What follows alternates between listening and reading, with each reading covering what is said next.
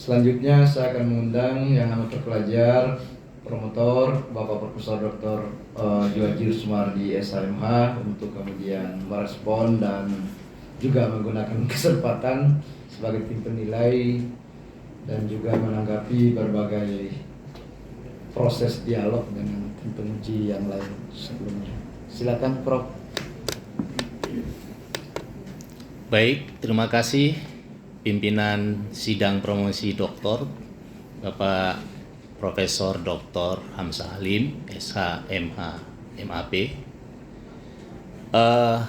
para Dewan Guru Besar, Dewan Penguji, Dewan Promotor, dan penguji eksternal, Ibu Dr. Afifah dari Universitas Brawijaya, para audiensi, Saudara Promovenda, selaku promotor saudara, saya tentu pertama-tama memberikan apresiasi yang positif kepada saudara karena akhirnya saudara bisa berdiri di podium dan menjawab pertanyaan maupun sanggahan-sanggahan dari tim penguji maupun tim promotor. Selaku promotor, saya ingin kembali mengingatkan kepada saudara Promovenda bahwa state of the art dari penelitian saudara adalah bagaimana bilateral investment treaty ini menjadi instrumen yang bisa memberikan perlindungan terhadap national interest atau kepentingan nasional Indonesia.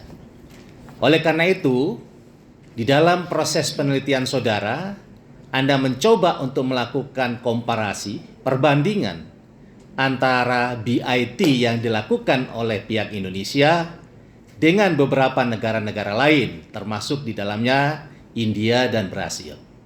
Ternyata dari temuan-temuan saudara, ada suatu perbedaan yang signifikan, di mana India, Brasil, dia menetapkan dan memasukkan kepentingan-kepentingan nasionalnya di dalam BIT, termasuk di dalamnya ya mengatur tentang adanya penyelesaian lokal terlebih dahulu sebelum diajukan di dalam arbitrasi internasional.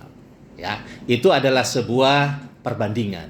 Nah, saudara Promovenda harus mengingat bahwa Indonesia juga terikat di dalam Konvensi Washington, di mana investor dapat secara langsung menggugat Indonesia di forum arbitrasi internasional, khususnya di ICSID.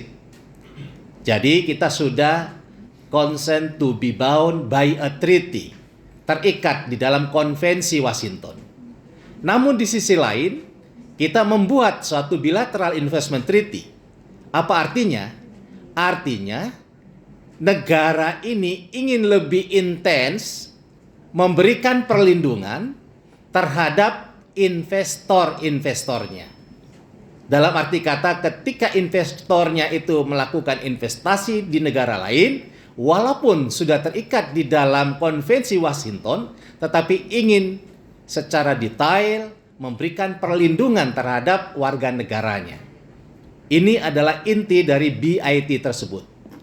Namun demikian, saudara melihat ternyata Indonesia belum mampu melihat bahwa eksistensi BIT ini adalah untuk memberikan perlindungan terhadap investor, di sisi lain juga untuk memberikan perlindungan terhadap kepentingan nasional. Sehingga sebagian besar BIT Indonesia ini cenderung memberikan perlindungan terhadap kepentingan investor semata-mata.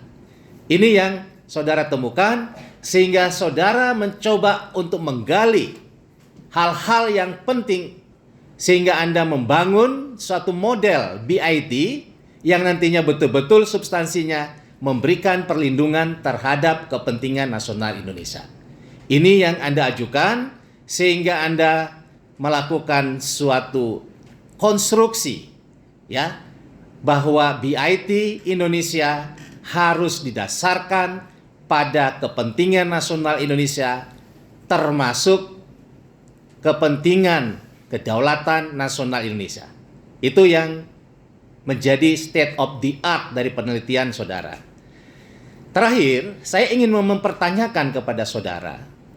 Tadi state to state settlement, ya, dispute yang dianut di beberapa negara, termasuk di mana? Di India, di Brasil dan sebagainya. Sedangkan kita di dalam BIT-nya ini adalah investor to state. Artinya apa? Investor directly, secara langsung bisa menggugat negara. Walaupun Anda menyarankan nanti harus exhaustion of local remedy itu terlebih dahulu. Pertanyaan saya adalah, pada saat investor menggugat negara dalam hal ini, ya, maka pengakuan internasional par in parem non habet imperium ini menjadi runtuh. Karena par in parem non habet imperium ini mengatakan bahwa tiada suatu negara yang boleh diadili negara lain karena setiap negara mempunyai kedaulatan. Tetapi dalam konteks ini, negara ini, pemerintah ini diadili, di-exit, dan yang mengajukan pengadilannya itu adalah swasta. Tolong saudara berikan suatu argumentasi, fenomena apa yang terjadi sehingga dunia internasional ini memberikan ruang bahwa kedaulatan suatu negara menjadi seimbang dengan swasta dalam konstelasi hukum investasi internasional. Dipersilakan. Terima kasih, Prof. Mohon izin menjawab.